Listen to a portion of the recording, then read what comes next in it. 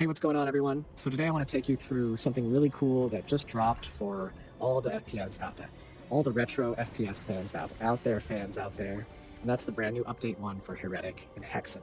If you've been playing these classic fantasy shooters since the 90s, or maybe you're someone who just got into them through the recent re-releases, this update is actually a pretty huge deal.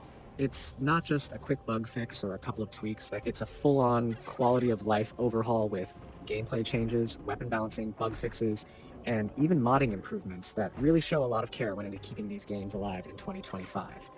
And you know me, I love going into detail with this stuff, so what I want to do is talk to you like we're just hanging out and go through all of the big and small adjustments so you can get a full picture of why this patch matters and how it's going to affect your playthroughs, whether you're in the middle of an episode or planning your next custom WAD session. The first thing that stands out right away is the Firemace in Heretic. Anyone who played the original remembers that this weapon didn't always show up.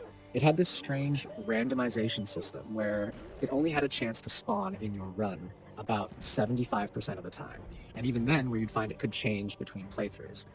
For years, that's just been baked into the DNA of Heretic. But in this update, they've actually given the Firemace a 100% guaranteed spawn, meaning you don't have to worry about whether or not you'll get it anymore. Now, some people might miss the old randomness because it added this chaotic energy to the weapon pool, but for most players, this change makes the experience feel more fair. You know you're going to get access to all the weapons, and that's a good thing when you're replaying levels and trying to strategize your way through tough fights. And the cool part is, if you're into modding, they even added a non-randomized Firemace actor for custom maps, which means creators now have more control when building levels. Another feature that caught my attention is the ability to disable cutscene subtitles. It might sound small, but accessibility and customization are huge in modern gaming, even when we're talking about older titles like these. Some people like having subtitles to follow along, especially if they're playing with sound low or if English isn't their first language. But others prefer a clean, distraction-free screen, so now you can actually toggle those off in the menu. It's little touches like this that make these re-releases feel more player-friendly. Almost like you're getting the best of both worlds, the authenticity of the originals and the polish of modern expectations. And speaking of authenticity, one thing that a lot of purists will appreciate is the option to restore the original 2-button press behavior for inventory items. If you don't know what that means, in the original Heretic and Hexen, using an inventory item wasn't as simple as just pressing one button. You had to press a key to select it and then another key to use it. For years, that's how people played it, and it became second nature. When the re-release streamlined that process into a one-button action, it made things faster. But it also changed the feel. Some longtime fans didn't like that because it took away part of the rhythm they were used to. Now, with this patch, you can choose which system you prefer, and that's the kind of customization that makes everyone happy. Flying mechanics also got some love. If you've ever used the Wings of Wrath in Heretic, you probably remember how weird vertical movement could feel.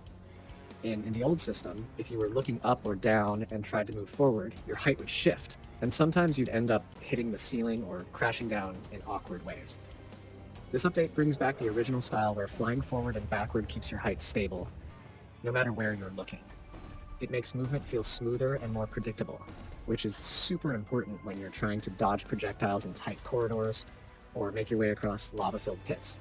And this is really cool for people who care about visuals. There's now an option to disable weapon animation smoothing.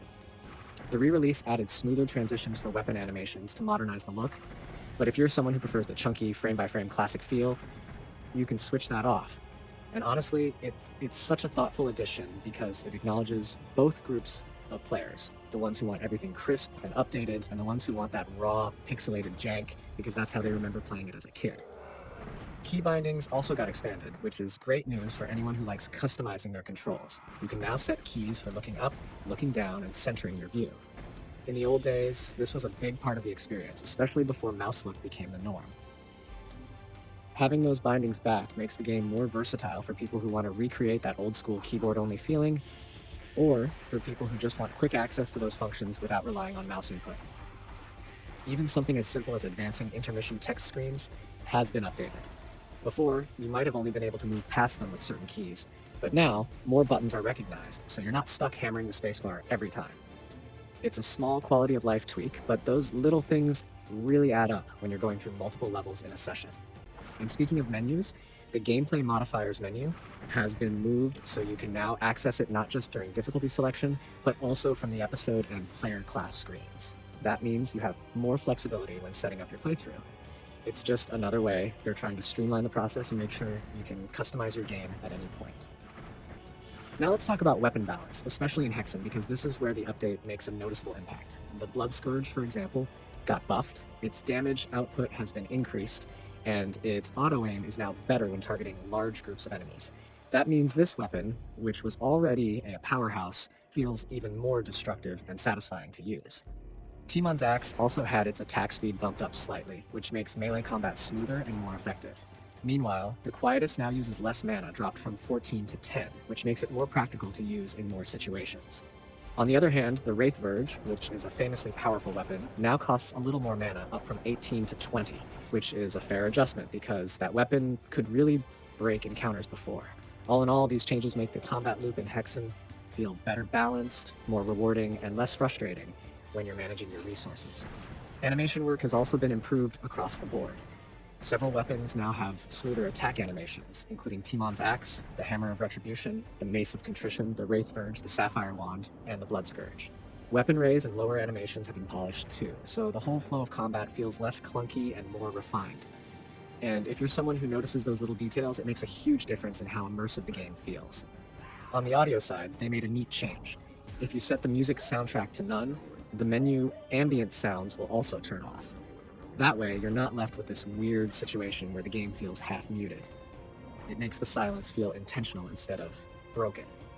Now, I want to get into the bug fixes because this patch list is stacked with them, and some of these fixes solve long-standing issues that players have been complaining about for years.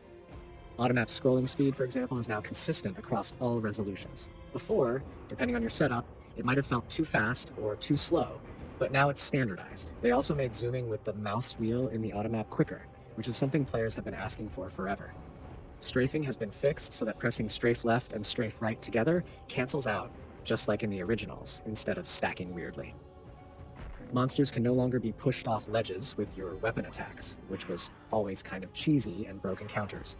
Triggers no longer get skipped if you're sliding along walls, which is a big deal because that could actually cause soft locks in certain levels. Enemy projectiles have been corrected too.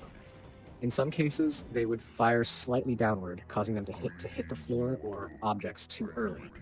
That's been fixed, so enemy attacks behave as intended now.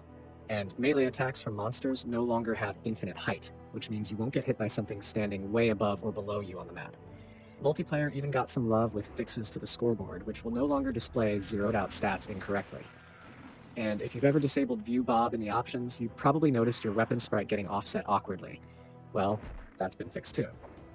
Locked doors no longer give you the needs a key message if you're activating them from the back side, which always felt wrong. The strafe modifier key now works properly for both mouse and controller inputs, so there's consistency across devices. There was also an issue with accented glyphs not showing up correctly in the classic typeface, and that's been solved. And maybe one of the more frustrating things, they fixed the problem where messages would get stuck at the top of the screen after loading certain saves. All of these fixes might sound small when you hear them one by one, but together they make the entire game feel way more polished and less prone to those immersion-breaking moments. Heretic got some specific fixes too. In the Faith Renewed campaign, the Chaos Serpent enemy no longer shoots fireballs over your head where you can't get hit, which was obviously unbalanced. The gauntlets no longer push enemies backward unrealistically. The status bar redraws correctly on level transitions, even if you have crossfade disabled. Shadow spheres now properly reduce enemy targeting, and that ugly black box on the Firemace sprite is finally gone.